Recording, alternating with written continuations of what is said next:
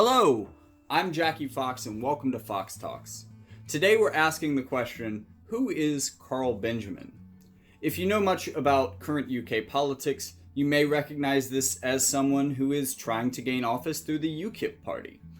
If you are more of a denizen of the internet, and YouTube in particular, maybe you know this person as Sargon of Akkad and not Carl Benjamin.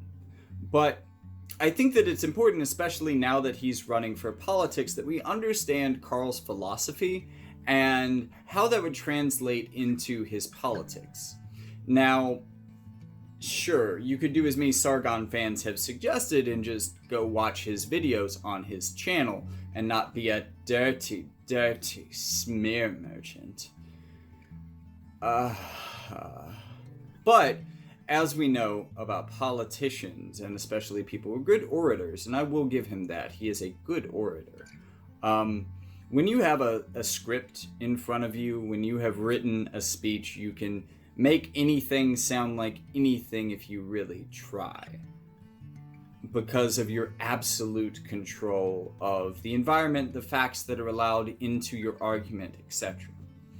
One thing that I've heard about Carl Benjamin is that when he's speaking candidly, or when he is in a debate, trying to defend his viewpoint and engaging his viewpoint with another person, that sometimes he goes a little mask off, to say the least. So that's the Carl Benjamin that I want to get to know. The real Carl Benjamin, not just the myth or the internet personality or the politician, but what does Carl Benjamin really think, and how would that affect the policy that he makes? So I want to start by saying that Carl says that he is a liberal and that he is a little bit left of center, but mostly in the center.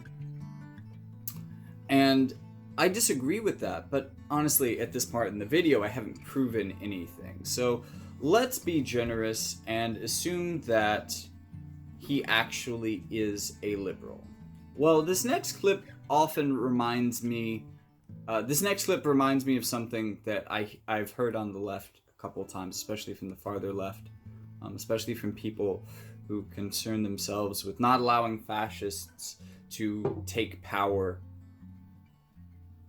And it's that the moderate wing of the left, the centrist liberals, will, historically speaking, always side with the fascists over the farther left. I don't know that that's true. I haven't studied fascist history enough to be able to verify it, but this first clip kind of makes it seem as though maybe this is at least true for Carl. So maybe that does make him a liberal after all. And again, at the risk of being called a dirty, dirty smear merchant, I'm going to play you this video from rightwingwatch.org, which seems to be a little bit pieced together from a single conversation that Carl had with an MW who seems to be a bit, let's say, far right, but I don't want to make any assumptions on his politics based on this clip because I don't know exactly who we're talking about here. But one thing that I will say, this isn't the Daily Mail, if there are any Sargon fans watching that catch that reference. There's about 2 minutes of context for each portion of this clip, and they are directly related and a part of the same conversation. So I don't really think I'm taking him out of context. I don't think that the Right Wing Watch is either. I also don't think that this individual clip means a tremendous amount on its own. This is more of a behavior that you should see in practice. I mean, I remember when Charlottesville happened. It was just, I mean, they were apoplectic about what was going on.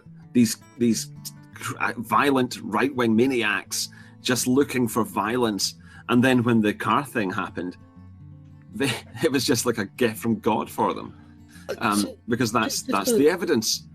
Just to jump in on the car thing, as I understand it, I thought Heather Hayes or Hare or whatever her name was, I thought she died of a heart attack. Yes, it looks like what happened is that he was shocked by seeing the car crash happening, and had a heart attack. It's really sort of.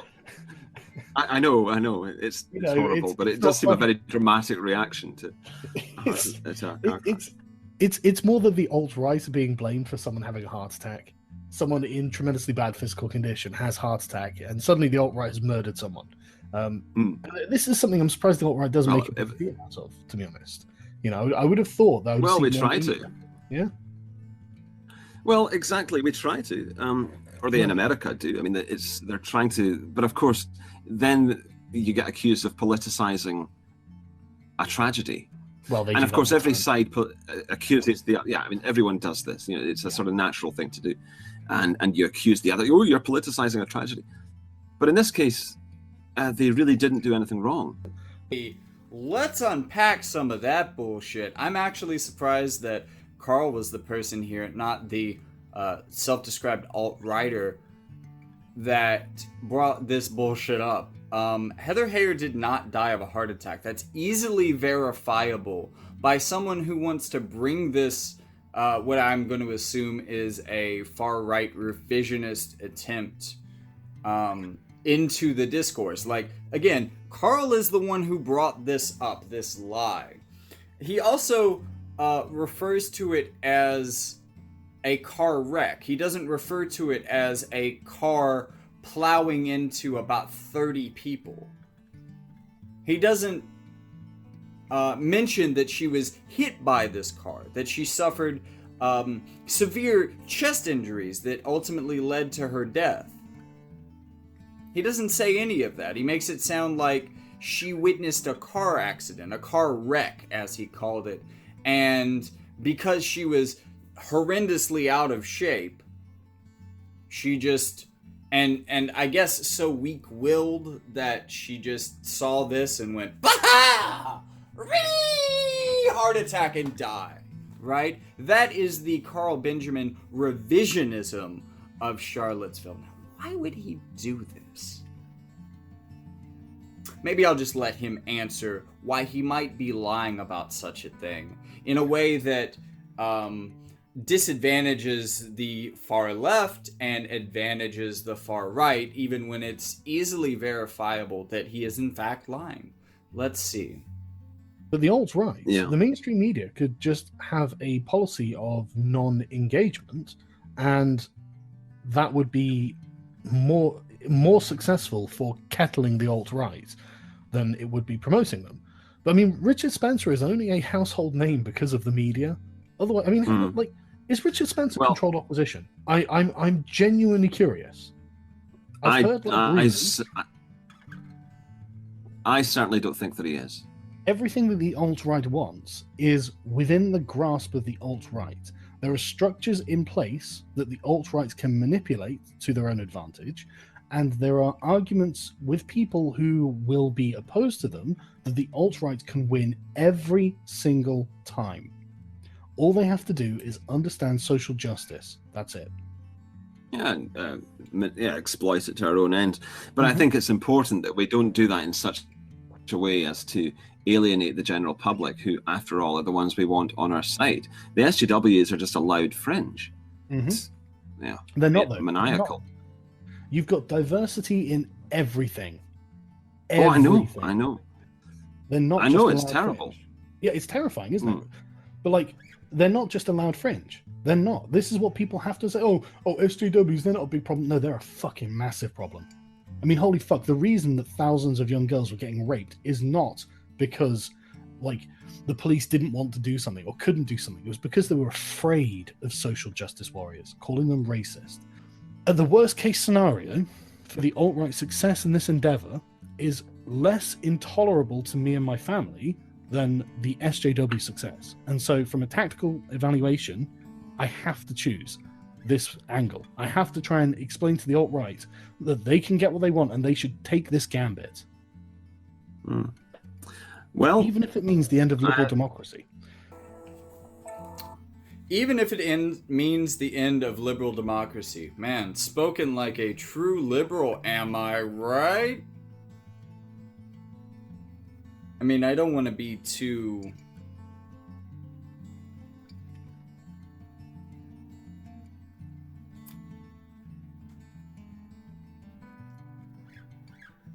Wow.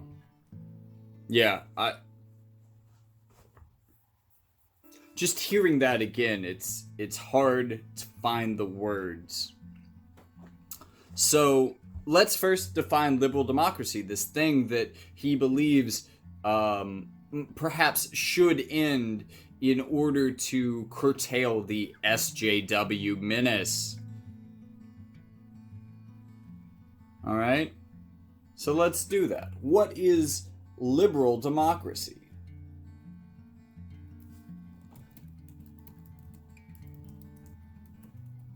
I feel like I've talked about liberal democracy on this channel before. Like, in one of my videos, maybe. Like, I feel like I even defined it because I was talking about someone else who was very against liberal democracy. I don't know, man. I have a terrible memory. I feel like there was a specific person who absolutely hated liberal democracy, though, that I've talked about. If any of you guys can find it in my videos, drop a link in the comments. Tell me who it was that hated liberal democracy so much. Liberal democracy is the liberal political ideology and a form of government which representative democracy operates under the principles of classical liberalism, also called Western democracy.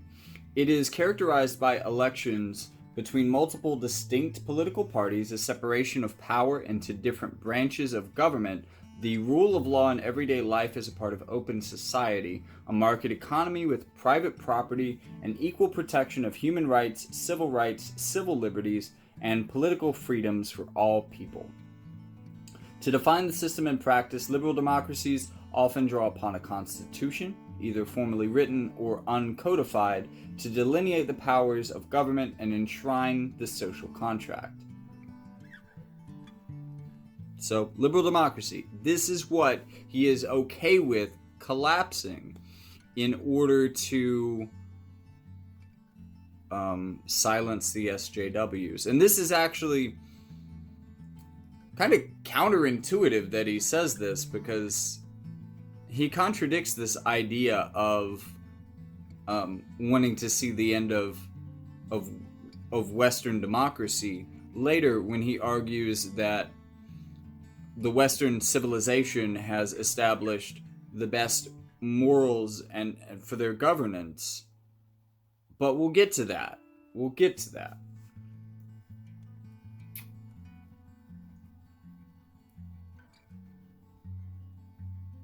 Instead, what I want to do next is look at one of his videos. Now, as the person who sent this to me said, it's not so much a video like the rest of his channel. He probably doesn't have a script for it or anything. This is just his thoughts after Brexit, or after the vote to leave happened. Now, Carl Benjamin, unlike, I would say, some more sensible people in UK politics, was for Brexit and continues to be for Brexit. And I'm going to let him explain to you why, in his own words, and maybe you'll begin to see some of the things that I'm seeing in Carl's prescription for the world. You thought staying in the EU was the better idea. We understand. We thought it was not the better idea. We put it to the vote, and democracy has worked. One side has a clear margin of victory over another, and so that's the position we're going to take. It doesn't mean that you can't support Europe. It doesn't mean that we won't interact or trade with Europe or anything like that. What this means is that a principle has won out over pragmatism. because you have to remember that that was your entire campaign. Everything about your campaign was a pragmatic argument. Well, we're going to lose money. Oh, it'll make it more difficult to move around Europe. Oh, what about this? What about that? The markets. These things are all pragmatic ideas and definitely worthy of consideration. But they are roadblocks on the path that we are travelling down. They are not a branch to turn from the path that we are on with the EU, or that the EU itself is on in general. He says that a principle has won out over pragmatism, and he celebrates this. And I think that that's very interesting, especially as we look at what he says in debates and what he has said previously. That he has a principle in his head, and that his primary goal is to see that principle put into action. And he cares not whether or not it is pragmatic, or whether it destroys liberal democracy, or whether it removes people's individual freedoms. Hello, it's Fox from the future. And I just want to say that I had such a queue of videos that I ended up making this one well before it was released, and because I thought that issues like abortions and the way that we treat transgender people in the United States, hate crimes, things like that were more important than a YouTuber running for the UK Parliament, I decided to push this video further and further back in my queue of videos that I was going to release. And because of that, I ended up pushing it past the actual UK elections that he was going to be competing in. Whoops. Guess you just weren't that important, Carl. Oh well. It seems like Europe agreed with me on this. So, in that UKIP only received 3% of the vote in the 2019 European Parliament elections, which is a contest that it had won with 26.6% of the vote in 2014, which I believe is before Carl joined the party. Wonder if that's related. To put it in a different perspective, UKIP had 24 MPs elected in that 2014 election, and that's the highest number the party has ever had to date. By April of 2019, it had 3 MPs, following multiple defections from the party, following people like Carl Benjamin and Tommy Robinson being brought in to try to, liven the party up a bit. So, after the 2019 election, it lost all 3 of those. So there is now absolutely no UKIP representation among the MPs in the European Parliament. So, I don't know. Maybe I was, jumping the gun and calling this guy a politician because, he fucking lost his race. He lost the race for his whole party. He just turned the whole thing into a shit show with his rape tweets and anti-Islamic rhetoric. Turns out that didn't resonate. So, I don't know, maybe I'm giving him too much credit. But what I'm going to do is cut this video short here, and there's a debate that I want to show you all of these horrible opinions in action. And that's going to be the next video that I'm going to release.